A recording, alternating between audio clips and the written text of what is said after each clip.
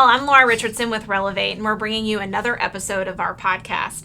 So something that can be an emotional part of the process is closing day. You have made it to the finish line, or so you thought. So there are a lot of things that can happen on closing day that can kind of steer us in the opposite direction of our ultimate goal, which is moving into the house because you've done all the things. You've put out the contract, you got through DD and renegotiated, you did all your inspections, you got the survey, the appraisal, and you've potentially signed all of your documents at the closing table. But why can't you go ahead and move in? Well, we hear this a lot, especially from folks coming from other states. I've never gone to the closing table and not been able to get the keys right away. Well, here in North Carolina, you are not the homeowner until the deed records. So if you think about it, there is a time frame between when you sign your paperwork to when the Register of Deeds now takes that deed, puts it in your name, and the home is officially yours and you can have the keys. So what do you do in that downtime in that process? Well, that's definitely something that you want to plan for. You want to make sure you have a plan of attack for you, your pets, and ultimately your stuff between when you sign the documents and when you actually get the keys. We have seen stuff go awry at the 11th hour. Meaning closing day all of a sudden becomes the next day or potentially even the following week. This can also cause issues, let's say with utility transfer, having to do additional walkthroughs, having to re-sign lending paperwork if enough time has passed. It can definitely complicate things. So just keep in mind, while closing day is meant to be the ultimate success story, sometimes things can happen and you got to have some fluidity and some flexibility. So what are the top things that can happen to actually prevent us from recording? All right, so the biggest thing that can happen is that the lender does not fund the loan. So he's your money man. He's the person who's giving the bulk, potentially, of the funds in order to buy this property. Your lender typically funds the loan long before you even come into play with doing your down payment and your closing cost payment. But on occasion, the lender doesn't fund it on time. And there can be a myriad of different reasons, like underwriting through something at the last minute that all of a sudden has to be signed before it can be funded. You did something that has now shifted the loan. Like, for example, you went out and bought a brand new car the day before you decide to buy this house, which do not recommend. So your debt to income ratio is now different. They have to resettle things. There are a lot of different reasons. The biggest one I would say that we run into is depending on where the funds are coming from and then where the funds are entering, so the landing institution, the banking institution, sometimes they're not talking the same language. So we do see delays. There are definitely certain banks that I feel like are a little bit more stringent in an effort to try to prevent fraud, but it can cause those funds to get locked up and they don't enter into the attorney's account, which it has to, in order for recordation to happen.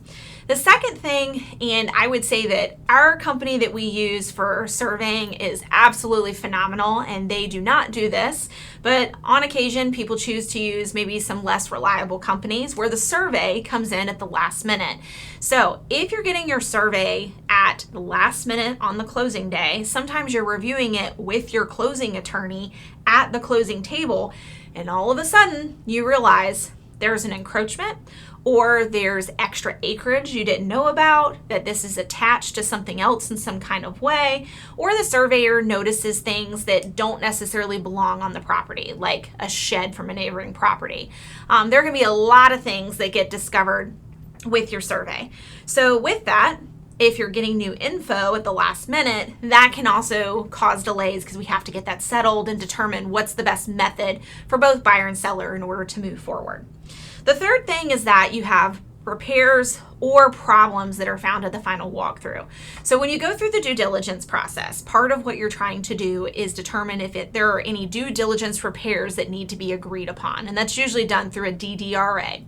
When you have a DDRA, so let's say, for example, they were supposed to remove something from the home prior to closing, and then that thing is still there. Well, that was an agreed upon item in the contract that is now not being fulfilled by the seller.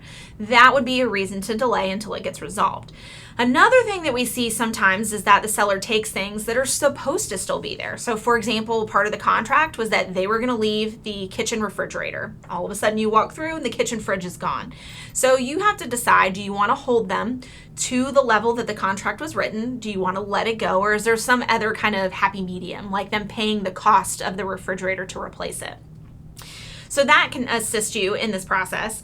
And then one of the other things that we see is sometimes outside vendors, people who have nothing to do with the contract, can cause damage. One of the big ones is your movers. One of the worst situations we ever saw was that the movers almost drop kicked a huge safe. It was a gun safe down this flight of hardwood stairs and caused substantial damage when the sellers were trying to move. That would probably be one of the worst ones we've seen. Also, HVAC units, water heaters, stuff like that loves to die. It's Murphy's Law, literally the day of closing. So it's always good to double check that stuff to make sure that you don't have to solve this before things go to record. The fourth thing is that, like I said earlier, underwriting comes back with, let's say, a last minute request, right? Your underwriters are the people that work with your lender to decide, is there any box we have to check to make sure we're doing our due diligence in order to fund this loan? Well, the underwriters are kind of the last minute decision guys, right? If they come up and they say, hey, we need this piece of document or this paperwork to be signed, initialed, updated, etc., in order for us to fund, you got to do it. So just know sometimes that stuff can happen. So it's really important that you make sure you have your ducks in a row with paperwork. And then the last thing is that you have undisclosed items that come up at the end. We actually just did another video about liens on a property. Highly recommend checking that out if this is a situation you're in. But a lien can be attached to the home. One situation that we had was that the previous seller did not pay off a HELOC prior to closing on the home. So when our people went to sell, this came up as a part of the title search. So it's important to know that sometimes things can come out of left field. Debts have to be settled. They have to be paid because liens attached to the property.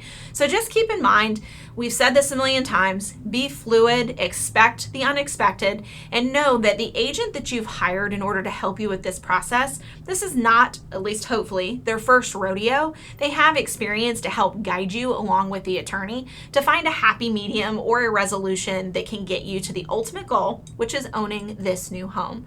If you have any questions or comments, feel free to drop those right below. We'll be happy to answer those. You can reach out through a direct message or email. And as always, we appreciate you being here, and we'll see you on the next episode.